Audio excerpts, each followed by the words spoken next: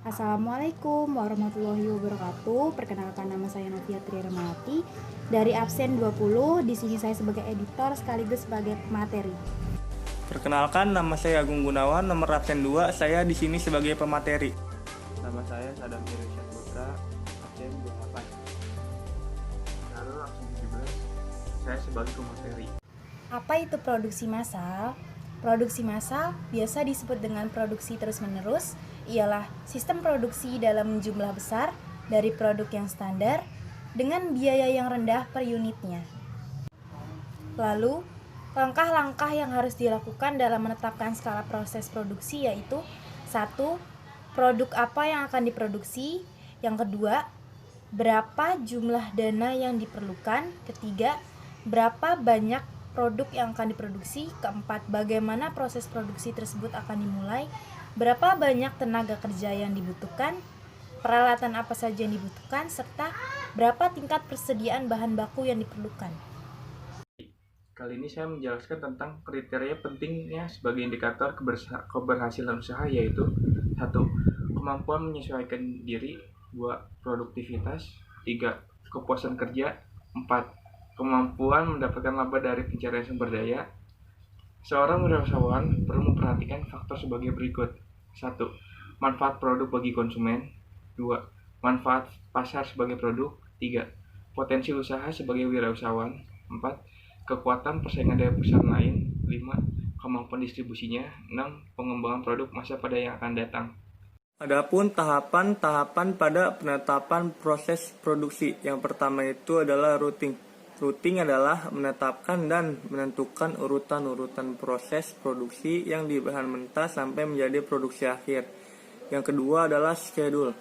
Scheduling adalah menetapkan dan menentukan jadwal kegiatan operasi. Dan yang ketiga adalah dispensing. Dispensing adalah menetapkan dan menentukan proses pemberian perintah untuk mulai melaksanakan produksi. Dan yang keempat adalah follow up. Follow up adalah menetapkan dan menentukan berbagai kegiatan agar tidak terjadi penundaan. Indikator keberhasilan usaha yaitu modal, pendapatan, volume penjualan, output produksi, dan tenaga kerja. Berikut ini contoh usaha produksi massal, yaitu Aqua. Tonton sampai habis ya.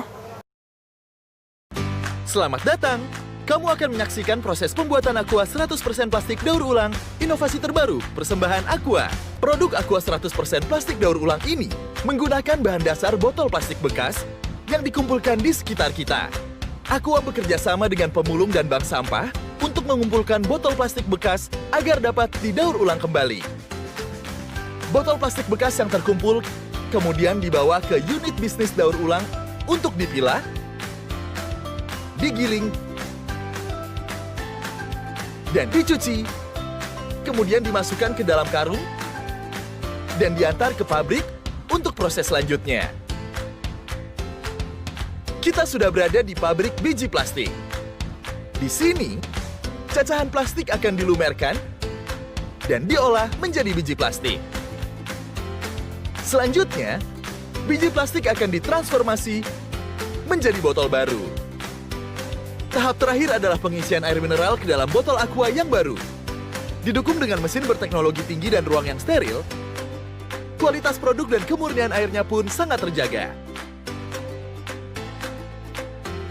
Kini, produk Aqua 100% plastik daur ulang siap dikirim dan dinikmati para konsumen, termasuk kamu. Terima kasih, kamu sudah menyaksikan proses pembuatan Aqua 100% plastik daur ulang. Inovasi botol pertama untuk Indonesia yang lebih bersih. Ayo, dukung Indonesia yang lebih bersih dengan bijak berplastik.